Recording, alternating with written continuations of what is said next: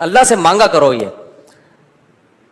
اسباب بھی اختیار کرو پیسہ کمانے کے, کیونکہ جو اسباب اختیار نہیں کرتا اللہ اس کی مدد نہیں کرتا. اگر گھر میں پڑے ہوئے ہو, محنت نہیں کر رہے اور کہہ رہے ہو کہ بس اللہ ہی دے گا, تو پھر اللہ آپ کو بھکاری بنائے گا. یہ یاد رکھنا. آپ نے کیا کرنا ہے, اپنی پوری کوشش کرنی ہے پیسہ کمانے کی, دماغ لگانا ہے. کیوں؟ رزق حلال عین عبادت ہے. الکاسب حبیب اللہ, محنت کر کے کھانے والا وہ اللہ کا دوست ہے. تو اب کیا ہے, ہمارے نبی نے حضرت ابو سعید خدری سے فرمایا کہ من یستعفف یعفہ اللہ. کیا مطلب؟ جو اپنے آپ کو رسوا ہونے سے بچانا چاہتا ہے, عفت کا مطلب رسوا ہونے سے بچانا, دامن داغدار نہ ہو, ذلیل ہونے سے بچانا چاہتا ہے. اس سے پتہ چلا مانگنا کیا ہے, بول لو نا, ذلت ہے. ہاتھ پھیلانا کیا ہے, ذلت. تو جو چاہتا ہے کہ میں ذلیل نہ ہوں, ہمیں تو پتہ ہی نہیں کہ یہ ذلت ہے. ہم تو سمجھتے ہیں میں اتنا چونا لگاتا ہوں بندے سے 2 منٹ میں اتنے پیسے نکلوا لیتا ہوں, یہ میرا کمال ہے.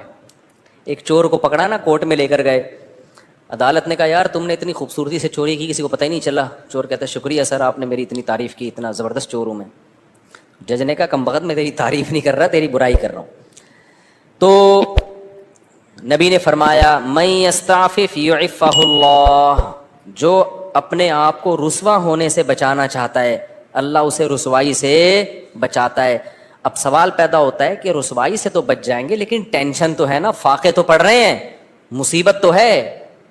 اگلا جملہ نبی نے فرمایا وَمَن يَتَصَبَّرْ, جو اللہ سے صبر مانگتا ہے يُصَبِّرْهُ اللہ, اللہ اسے صابر بھی بنا دیتا ہے. اس ٹینشن میں اللہ سے مانگو صبر, تو اللہ کیا کرے گا, صبر دے دے گا. جیسے موسیٰ علیہ السلام کی ماں نے جب حضرت موسیٰ کو صندوق میں رکھا نا بچے کو, تو فرعون نے پکڑ لیا اس بچے کو. اب قرآن کہہ رہا ہے موسیٰ کی ماں دل برداشتہ ہو گئی, میرا بچہ کس کی گود میں چلا گیا ہے, فرعون کی. ماں تو ایک دم ہو جائے گی نا. اگر جا کے بتا دیتی کہ میرا بچہ ہے, فرعون نے فوراً قتل کر دینا تھا اس کو. لیکن عورت جذباتی ہوتی ہے, وہ انجام نہیں دیکھتی, وہ جذبات سے مغلوب ہوتی ہے. لیکن قرآن کہتا ہے وَرَبَطْنَا عَلَىٰ قَلْبِهَا, ہم نے موسیٰ کی ماں کے دل کو باندھ دیا. کیا بلاغت ہے قرآن کی. موسیٰ کی ماں کے دل کو کیا کر دیا, رسیوں سے باندھ دیا, جیسے ہلے نہیں اپنی جگہ سے, دل برداشتہ نہ ہو. یہ قرآن کی بلاغت ہے, یعنی صبر کی توفیق دی.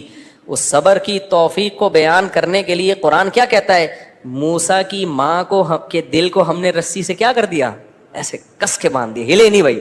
جیسے کسی بندہ ہل رہا ہو نا, آپ اسے رسی سے کس کے بالکل بند کر دو, اب وہ گیا, یعنی وہ ہلنا بھی چاہے تو نہیں ہلے. تو اس سے پتہ چلتا ہے کہ بعض دفعہ انسان بے صبرا ہو رہا ہوتا ہے, لیکن اللہ کی طرف سے اس کو ایسی توفیق ملتی ہے کہ اللہ اس کے دل کو رسیوں سے باندھ دیتے ہیں. ہلنا نہیں, چپ کر کے تمیز سے بیٹھا رہے, مجھ پر اعتماد اور توکل کر. اسی لیے قرآن میں نبی اس کو اللہ نے فرمایا وما صبرک الا باللہ, اے نبی آپ صبر کریں, لیکن آپ کا صبر اللہ کی توفیق کے بغیر نہیں ہوگا. یہ صبر بھی آپ نے اللہ سے مانگنا ہے.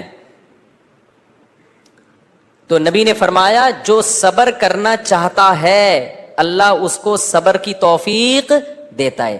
آج ڈپریشن اس لیے بڑھ رہی ہے کہ صبر کرنا چاہتے ہی نہیں ہے. جو ٹینشن آئی, جو مصیبت آئی, بس نکال دو فوراً جا کے. جو پہلے آ گیا نا وہ پٹتا ہے. آپ جب غصے میں بیٹھے ہو تو جو شروع میں آ گیا نا